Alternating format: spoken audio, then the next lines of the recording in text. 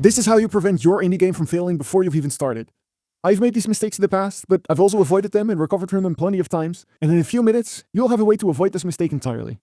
When you're about to start, the worst advice you're usually given is to define your minimum viable product.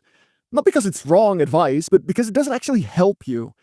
If you haven't built a game before, how minimum is minimum enough?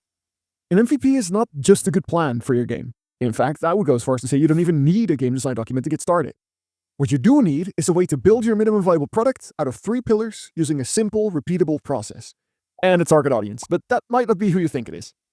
Oh, and throughout this video, I'll be making some quick comparisons to common software engineering and architecture principles. You don't need to know those to make a game, I'll be explaining the basics, but I'll show the principles on screen in case you want to read up some more later. So, you have a great idea for a game or even just a general vibe you want to develop something for. How did you get started? If you have to write a whole game design document that covers all the complicated stuff like interactions between mechanics and entities, that sounds like it'll take a long time.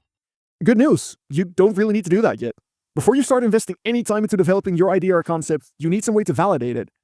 So, how do you validate it? Prototyping. You can apply prototyping to basically any facet of game development, but for the purposes of this video and to draw some parallels to my own game, I'll use these 3 pillars: content, systems, and art. Content is basically anything that doesn't require a programmer or artist to realize. Anything besides textures, sprites, music, shaders, code systems, you get the point. That leaves us with the stuff that, in my opinion, requires the highest level of creativity because there's basically no boundaries. Say you're making a monster hunting game. Great choice, by the way. Content is something like a single location or a single monster, not the technical or even functional description of what this monster does, but just like a lore book entry. You're focused on what this creature is, not what it does. Give it a name, give it some backstory if you want, but don't write a whole novella on how this creature came to be. Just keep it simple. Right, done? Awesome. Now let's write a few more. Don't spend hours on the writing part. Focus your time on thinking of stuff that could be interesting and then write it down. Even just bullet point notes are enough. Once you have your first few notes, show them to one of your friends. Which one do they prefer? Which one appeals to them? Then show it to another friend and another, and then your family, etc., etc.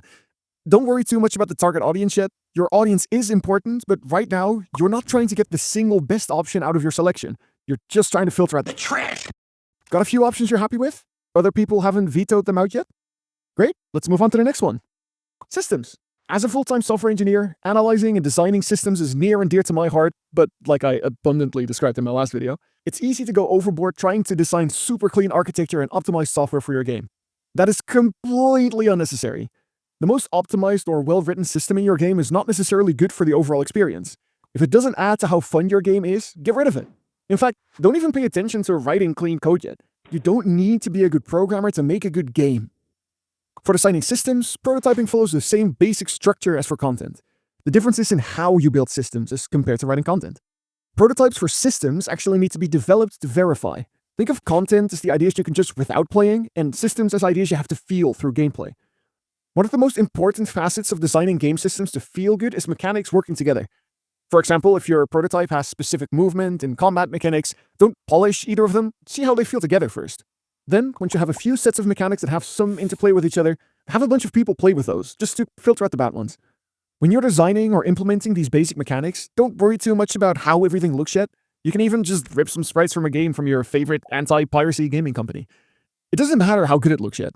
Once you have some basics working, then you can focus on how everything looks in the next stage. Art.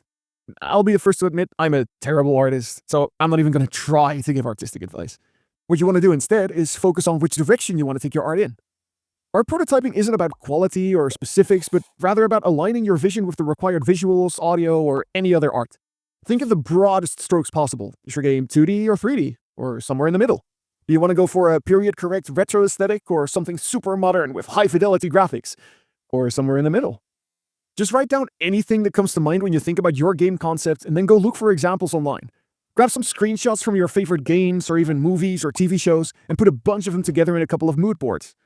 Your goal here is not to find the perfect combination of enticing visuals. Some of the most successful indie games use super basic graphics, but all of them have thought behind them. That's your goal here. To find combinations of styles and directions that support your vision. Now, depending on who you're working with, art prototyping can take a bunch of different shapes. Some of your main quests are always the same though. Things like defining the general art style or writing a list of some of the concepts you want to convey. If you're working completely solo, one of the unique aspects you'll have to worry about is your ability to make specific art directions work. Whereas if you're working with a dedicated artist, like I am, just leave that question to them and instead focus on aligning them with your vision of what the end result could look like. With this approach, art prototyping isn't about quality at all. It's just about eliminating directions and concepts that don't fit. So, you've got a few pieces of content, you have some interplay between a few systems, and you have a general idea of where your art style should go. All of these prototypes are worthwhile on their own, but the real value of your game will start to reveal itself in the overlap, the minimum viable product. Now, of course, the MVP is not just one static thing. If you have 4 ideas for enemies, 3 sets of mechanics to work together, and 2 art styles to take the game in, that's potentially 24 completely distinct MVPs. You obviously don't have to build all of these, but don't be afraid to mix some stuff together that you don't immediately think will work. Just put some pieces together and see what does. Now, there are 2 obvious questions that remain. Isn't that going to lead to design by committee? And how am I supposed to know which pieces to put together? To answer both of those, listen, I'm like your dad. I'm not going to tell you to eat your veggies. If you're a big fan of chocolate and french fries, put some chocolate on your french fries. If you're a big fan of pineapple and pizza, put some damn pineapple on your pizza. Whatever combinations you come up with are entirely up to you. Get all your weird, quirky MVPs out there and show them to as many people as you can to see what sticks. In the end, all you're really doing is validating the choices you've already made. You've done the design work, now you're just giving it a score. So after you've finished your MVP, how do you continue from there? You validated this one set of pillars coming together, but how do you build on that? Easy. Do the same thing again. Don't go and build a whole new MVP, but pick one of your pillars and start building more concepts. Get a few of those concepts together, slap them onto your MVP, see what sticks. Take your current MVP, add a simple, minimal change, and see if it makes the game more fun. Once your game's development has progressed somewhat, maybe you can even bring in some previous concepts or MVPs to add onto it. Of course, your MVP probably shouldn't serve as the technical basis for your whole game, but it's the best place to start. Once you believe your MVP is fun enough, try to build it cleanly and work from there. Game development works best as an iterative process. Every choice you make in development is a fork in the road that can lead to a completely different game as the output, and that's fine. In fact, that's great. Even if you take nothing else from this video, your first job isn't to build the game. It's to build a version of your game that earns the right to exist. This is the plan I wish I had in the last few months of developing Blightwatcher. I started off pretty strong, but my development process subtly shifted from developing a game to developing my own personal knowledge and skill set as a developer over time. And I think that's fine too. It was a great learning experience, and now I feel ready to take on building an actual game with a good plan to get something playable out there as soon as possible. For reference, here's an overview of my current GitHub issue list for the complete MVP of Blightwatcher. I'll be focusing on building this out to a playable state in the next few weeks. If you're interested in seeing where this project goes, make sure to like, subscribe, and hit the bell icon. And as always, you can find the latest demo build of Blightwatcher in the description and play it right now. Let me know what you think of the demo over on itch, and let me know your thoughts on the video down in the comments here on YouTube. When there's more exciting stuff to show, I'll be making a new devlog about it. I hope to see you there for the next one, but until then, cheers.